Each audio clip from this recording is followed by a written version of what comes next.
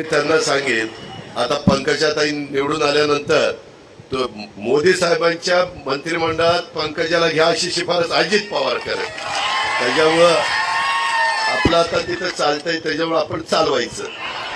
मित्रांनो, या पद्धतीने आपण पुढे जाऊ. शेवटी माणुसकी महत्वाची. कुणी कुणाचा कायमचं शत्रू नसतं, कुणी कुणाचा कायमचं मित्र नसतं. माणुसकी महत्वाची.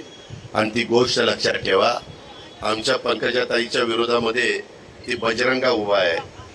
त्या बजरंगा सारखा माझ्याकडे यायचा, दादा माझ्या कारखान्याची कॅपॅसिटी वाढून द्या ना, दादा द्या ना.